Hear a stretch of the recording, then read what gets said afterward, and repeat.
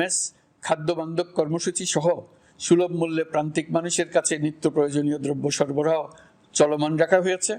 মূল্যস্ফীতি মোকাবেলায় চলতি অর্থ বছরে চাল ও গম আমদানির জন্য 5,800 কোটি টাকা, আভ্যন্তরীণ সংগ্রহের জন্য 8,900 কোটি টাকা এবং খাদ্য ভর্তুকির 3টি প্রোগ্রামের জন্য 7,360 কোটি টাকা বরাদ্দ রাখা হয়েছে।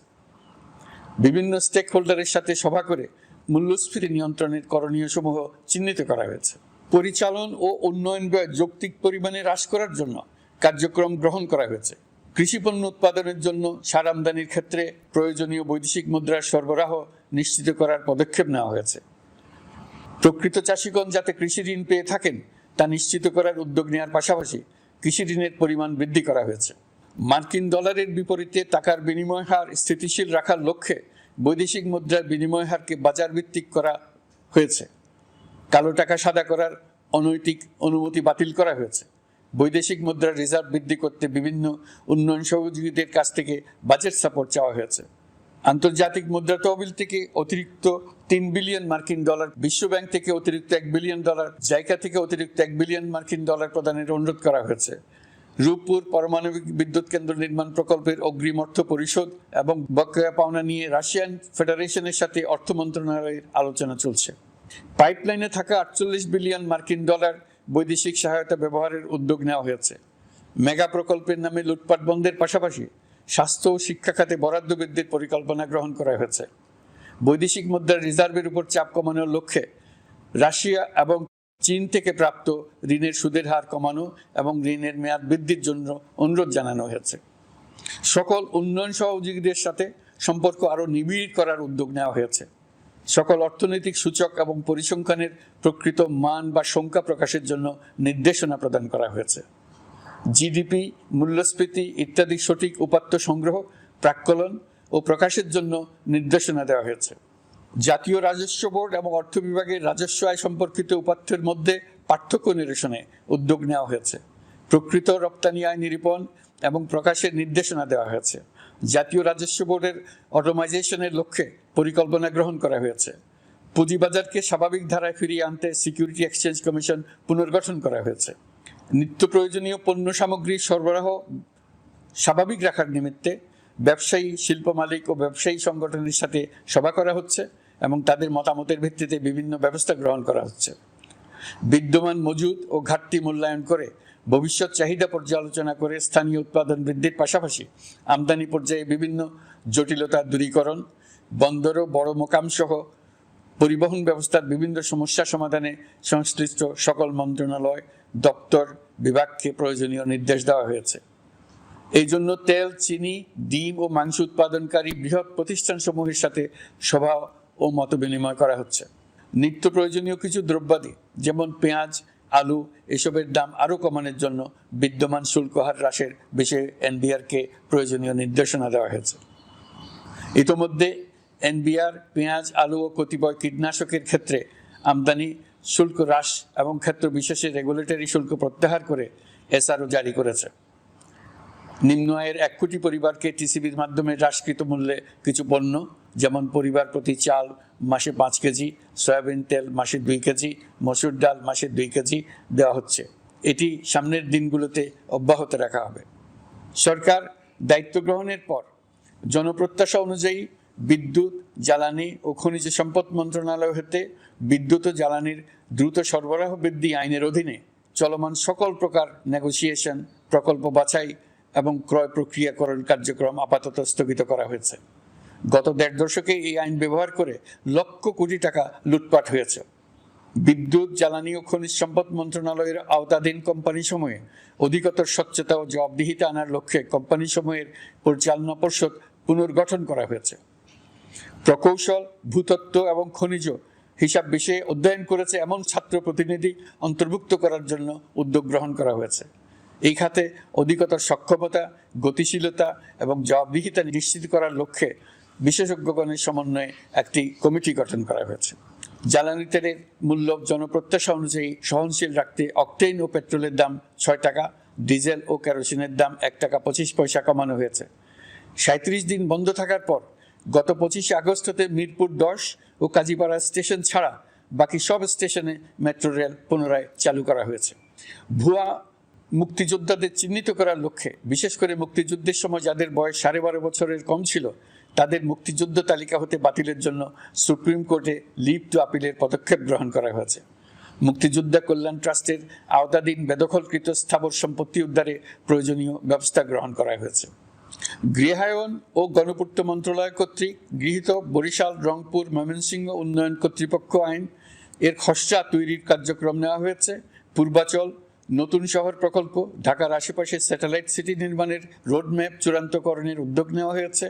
বিধি বহির্ভূত প্রদত্ত প্লট ও ফ্ল্যাটের বরাদ্দ বাতিলের উদ্যোগ নেওয়া হয়েছে। প্রিয় দেশবাসী, আপনাদের আমাদের সন্তানদের জন্য একটি গণতান্ত্রিক বাংলাদেশের রূপরেখা তৈরি করতে আমরা দৃঢ় প্রতিজ্ঞ। আর যেন আমাদের কোনো স্বৈরাচারের হাতে পড়তে না হয়। আমরা যাতে বলতে পারি আমরা একটি গণতান্ত্রিক দেশে বসবাস করি, আমরা যাতে সকলেই দাবি করতে পারি যে এই দেশটি আমাদের, আমরা সেই লক্ষ্যেই কাজ করছি। কেউ আইন নিজের হাতে তুলে নেবেন না। আইন নিজের হাতে তুলে নিয়ে কেউ সমাজে বিশৃঙ্খল পরিবেশ সৃষ্টি করলে আমরা তাকে অবশ্যই শাস্তির আওতায় নিয়ে আসব। আমরা একটি সাম্প্রদায়িক সম্প্রীতির দেশ। ধর্মীয় সম্প্রীতি বিনষ্ট হয় এমন কোনো কাজ কেউ কোনোভাবেই করবেন না। অতীতে শুধুমাত্র আওয়ামী মতাদর্শী না হওয়ার কারণে 28তম থেকে 42তম BCS পর্যন্ত BPSC কর্তৃক সুপারিশকৃত অনেক প্রার্থী নিয়োগ বঞ্চিত হয়েছেন। 8ই আগস্ট পরবর্তী সময়ে এর মধ্যে এদের 259 জনকে নিয়োগ দেওয়া হয়েছে। মাঠ প্রশাসনকে জনবান্ধব এবং দুর্নীতিমুক্ত জবাবদিহিমূলকভাবে গড়ে তোলার জন্য সব ধরনের উদ্যোগ নেওয়া হয়েছে। সরকারি কর্মচারীদের বাধ্যতামূলকভাবে সম্পদ বিবরণী দাখিলের নির্দেশ দেওয়া হয়েছে এবং এটা প্রতি বছর তাদেরকে করতে হবে। ধ্বংস হয়ে পড়া একটা জনপ্রশাসনকে নিয়ে যাত্রা শুরু করেছে। মন্ত্রণালয়গুলোর উচ্চতম পদে যারা নিয়োজিত ছিলেন তারা অনেকে দায়িত্ব ছেড়ে চলে গেছেন, কিংবা পদে থাকলেও সহকর্মীদের চাপের মুখে কাজ করতে পারছিলেন না, বাধ্য হয়ে পদত্যাগ করেছেন। আর যারা 16 বছরের স্বৈরাচারী শাসনের আমলে পদত্যাগে বাধ্য হয়েছিলেন কিংবা দায়িত্ববিহীন অবস্থায় একই পদে থেকে বাধ্য হয়েছেন, তাদের সবার কথা বিবেচনা নিয়ে জনপ্রশাসনকে নতুন করে দাঁড় করানোই ছিল আমাদের প্রথম মাসে কঠিনতম সময়। আবার সকল সমস্যার সমাধান করে একটি নতুন জনপ্রশাসন কাঠামো দাঁড় করাতে পেরেছি, এটাই আমাদের প্রথম মাসের সবচাইতে বড় অর্জন।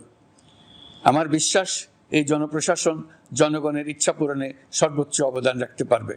অতি স্বল্প জনবল নিয়ে দাপ্তরিক কার্যক্রম শুরু করা হলেও প্রথম দিকে বিভিন্ন মন্ত্রণালয় ও বিভাগ থেকে পাঠানো বিবিধ প্রস্তাব দ্রুত গতিতে এবং আইনগত সমস্ত বাধ্যবাধকতা মেনে সিদ্ধান্ত নেওয়া হয়েছে। গত 1 মাসে বিভিন্ন মন্ত্রণালয় ও বিভাগ 198টি অতি গুরুত্বপূর্ণ বিষয়ে সিদ্ধান্ত নিয়েছে।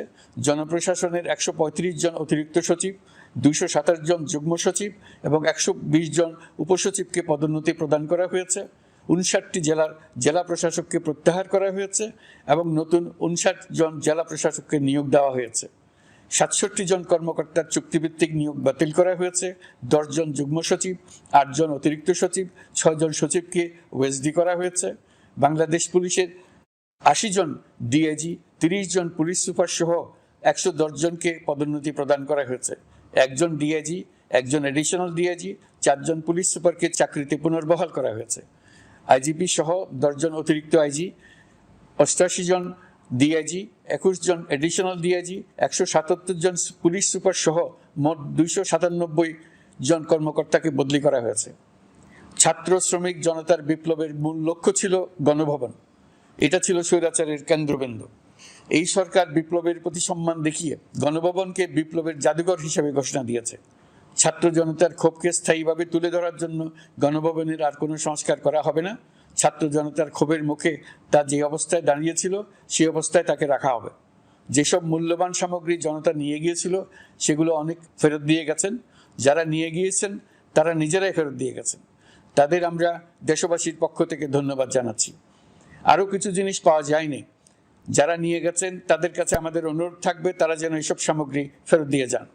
আমরা উল্লেখ করব এইসব বিক্ষুব্ধ জনতা নিয়ে গিয়েছিল, কিন্তু বিজয়ের পর তারা আবার জাদুঘরের প্রতি সম্মান দেখিয়ে এগুলো ফেরত দিয়ে গিয়েছেন। আমরা নতুন বাংলাদেশকে একটা পরিবেশ বান্ধব এবং জীববৈচিত্র্যময় দেশ হিসেবে গড়ে তোলার উদ্যোগ নিয়েছি। এটি তরুণদের আকাঙ্ক্ষা, আমাদের সবারই আকাঙ্ক্ষা। সেই লক্ষ্যে আমি প্রথমেই একটি ক্ষুদ্র পদক্ষেপ নিয়েছি। আমার বাসভবন এবং সমগ্র সচিবালয়ে প্লাস্টিকের পানির বোতল ব্যবহার নিষিদ্ধ করেছে। ইতিমধ্যে সুপার শপগুলোতে পলিথিনের শপিং ব্যাগ ব্যবহার বন্ধ করার উদ্যোগ নেওয়া হয়েছে। গত কয়েক দশকে যে পরিমাণ নদী দূষণ হয়েছে, আমরা তা বন্ধ করার উদ্যোগ নিয়েছি।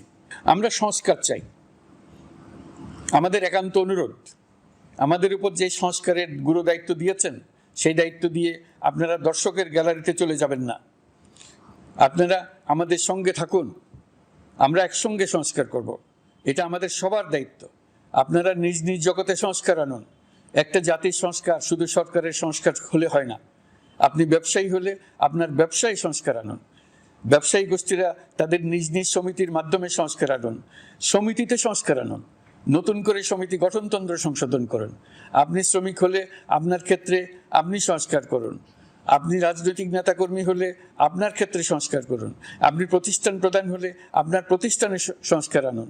আমি এটাকে সুযোগ হিসেবে গ্রহণ করার জন্য সবাইকে আহ্বান জানাচ্ছি। এই সংস্কারের মাধ্যমে আমরা জাতি হিসেবে নতুনভাবে যাত্রা শুরু করতে চাই। আমাদের এই যাত্রা আমাদেরকে পৃথিবীর একটা সম্মানিত জাতি হিসেবে প্রতিষ্ঠিত করুক, এটাই আমাদের সবার কাম্য, এটাই আমাদের সবার লক্ষ্য।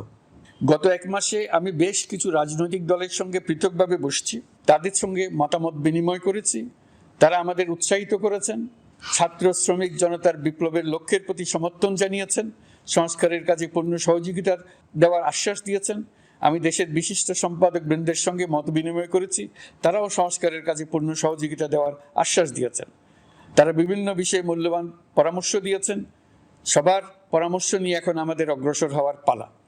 আমি বিশিষ্ট ব্যবসায়ীদের সঙ্গে বৈঠক করেছি, তাদের কাছে আমাদের সরকারের লক্ষ্যগুলো ব্যাখ্যা করেছি, তারাও আমাদের লক্ষ্যের সঙ্গে একমত প্রকাশ করেছেন। আপনারা জানেন, ছাত্র শ্রমিক জনতার ঐতিহাসিক জুলাই গণ অভ্যুত্থানের মুখে এবং হাজারো মানুষের আত্মদানের বিনিময়ে বাংলাদেশে ফ্যাসিস্ট সরকারের পতন হয়েছে। এই গণ অভ্যুত্থানের বার্তা ও আকাঙ্ক্ষা বাস্তবায়নের জন্য একটি অভূতপূর্ব সময় ও সুযোগ আমরা এর মধ্য দিয়ে অর্জন করেছি। এর বাস্তবায়ন তথা বাংলাদেশের ফ্যাসিজম বা স্বৈরতান্ত্রিক শাসন পুনরাবৃত্তির আশঙ্কা রোধ এবং জনমালিকানা ভিত্তিক কল্যাণমুখী জনস্বার্থে নিবেদিত একটি রাষ্ট্র ব্যবস্থা প্রবর্তনের লক্ষ্যে কিছু জাতীয় ভিত্তিক সংস্কার সম্পন্ন করা জরুরি হয়ে পড়েছে। উক্ত সংস্কার ভাবনার অন্যতম কেন্দ্রবিন্দু হচ্ছে সুষ্ঠু নির্বাচন ব্যবস্থা, সুশাসন প্রতিষ্ঠা করা। আমরা যেহেতু জনগণের ভোটাধিকার ও জনগণের মালিকানায় বিশ্বাস করি, সেহেতু নির্বাচন ব্যবস্থার উন্নয়নে আমাদের সংস্কার ভাবনায় গুরুত্ব পেয়েছে অধিক। আমরা মনে করি নির্বাচনের নামে সংখ্যাগরিষ্ঠতার একাধিপত্য ও দুঃশাসন মানুষের উপর চাপিয়ে দেওয়া বা এর মাধ্যমে এক ব্যক্তি বা এক পরিবার বা কোনো গোষ্ঠীর কাছে সকল ক্ষমতা কক্ষীগত করে রাখার কোনো ক্রমেই গ্রহণযোগ্য নয়। এসব আশঙ্কা রোধ করার জন্য নির্বাচনের সাথে সম্পর্কিত নির্বাচন কমিশন সহ অন্যান্য প্রতিষ্ঠানগুলোর সংস্কারের কথা আমরা ভাবছি। নির্বাচন ব্যবস্থার সাথে সম্পর্কিত প্রতিষ্ঠান হিসেবে পুলিশ প্রশাসন, জনপ্রশাসন, বিচার প্রশাসন, দুর্নীতি দমন কমিশন এই 4টি প্রতিষ্ঠানের সংস্কার করা সুষ্ঠু ও অবাধ নির্বাচনের জন্য অপরিহার্য। এসব প্রতিষ্ঠানের সংস্কার জনমালিকানা ভিত্তিক, জবাবদিহিমূলক এবং কল্যাণমূলক রাষ্ট্র ব্যবস্থা প্রতিষ্ঠায় অবদান রাখবে বলে আমি বিশ্বাস করি। এর পাশাপাশি সমাজের সকল স্তরের মানুষের প্রতিনিধিত্ব ও স্বার্থ নিশ্চিত করার জন্য এবং জুলাই গণ অভ্যুত্থানের বার্তাকে প্রতিফলিত করার জন্য সাংবিধানিক সংস্কারের প্রয়োজন আমরা অনুভব করছি। এসব বিষয়ে সংস্কার করার প্রাথমিক পদক্ষেপ হিসেবে আমরা প্রাথমিকভাবে 6টি কমিশন গঠন করার সিদ্ধান্ত নিয়েছি। এসব কমিশনের কাজ পরিচালনার জন্য বিষয়ভিত্তিক অভিজ্ঞতা বিবেচনা করে 6 জন বিশিষ্ট নাগরিকের নেতৃত্বে এই কমিশনগুলো পরিচালনা করার দায়িত্ব দিয়েছি। এরপর আরও বিভিন্ন বিষয়ে কমিশন গঠন করার প্রক্রিয়া আমরা অব্যাহত রাখব। নির্বাচন ব্যবস্থা সংস্কার কমিশনের প্রধান হিসেবে দায়িত্ব পালন করবেন ডক্টর বদিউল আলম মজুমদার। পুলিশ প্রশাসন সংস্কার কমিশনের প্রধান হিসেবে কাজ করবেন জনাব সরফরাজ চৌধুরী।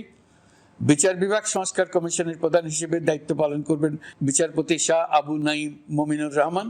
দুর্নীতি দমন সংস্কার কমিশনের প্রধান হিসেবে দায়িত্ব পালন করবেন ডক্টর ইফতেখারুজ্জামান। জনপ্রশাসন সংস্কার কমিশনের প্রধান হিসেবে দায়িত্ব পালন করবেন জনাব আব্দুল মুহিত চৌধুরী। সংবিধান সংস্কার কমিশনের প্রধান হিসেবে দায়িত্ব পালন ডক্টর শাহদিন মালিক। এসব কমিশনের অন্য সদস্যদের নাম কমিশন প্রধানদের সাথে আলোচনা করে ঠিক করা হবে।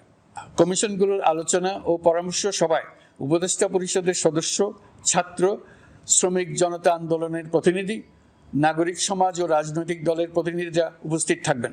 পূর্ণাঙ্গভাবে গঠিত হওয়ার পর কমিশন আনুষ্ঠানিকভাবে তাদের কাজ আগামী 1 অক্টোবর থেকে শুরু করতে পারবে বলে আমি আশা করছি, এবং এটি পরবর্তী 3 মাসের মধ্যে সম্পন্ন হবে বলে আমরা ধারণা করছি। কমিশনের রিপোর্টের ভিত্তিতে সরকার পরবর্তী পর্যায়ে প্রধান রাজনৈতিক দলগুলোর সাথে পরামর্শ সভার আয়োজন করবে। চূড়ান্ত পর্যায়ে ছাত্র সমাজ, নাগরিক সমাজ, রাজনৈতিক দলের প্রতিনিধি, সরকারের প্রতিনিধি নিয়ে ব্যাপক ভিত্তিক 3 থেকে 7 দিন ব্যাপী একটি পরামর্শ সভার ভিত্তিতে সংস্কার ভাবনার রূপরেখা চূড়ান্ত করা হবে। এতে এই রূপরেখা কিভাবে বাস্তবায়ন হবে তার একটি ধারণাও দেওয়া হবে। এই আয়োজন জুলাই গণ অভ্যুত্থানের বার্তা বাস্তবায়ন ও রাষ্ট্র পুনর্নির্মাণ তাগিদের ঐক্যবন্ধনে গোটা জাতিকে শক্তিশালী ও আশাবাদী করে তুলবে বলে আমাদের বিশ্বাস। প্রিয় দেশবাসী, আমাদের সামনে অনেক কাজ, সবাই মিলে একই লক্ষ্যে আমরা অগ্রসর হতে চাই।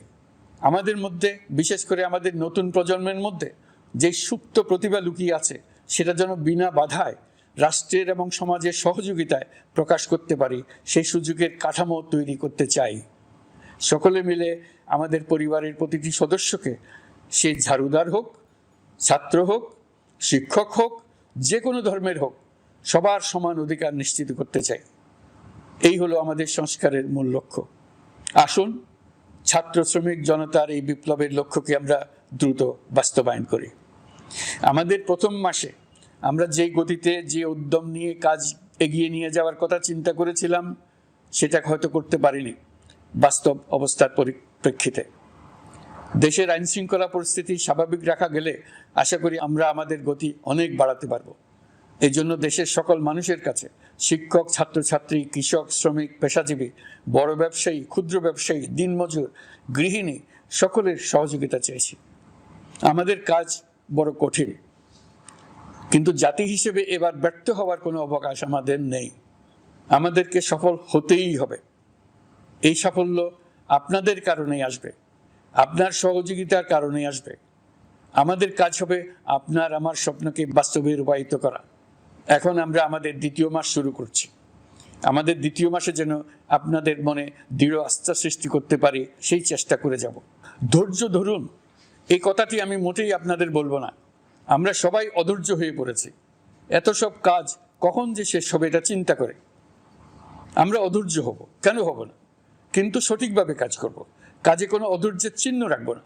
প্রিয় দেশবাসী, দেশের শিশু, কিশোর কিশোরী, তরুণ তরুণী, ছাত্রছাত্রী, বয়স্ক, বৃদ্ধ, পুরুষ, মহিলা, সবাইকে আবারও আমার সালাম জানাচ্ছি।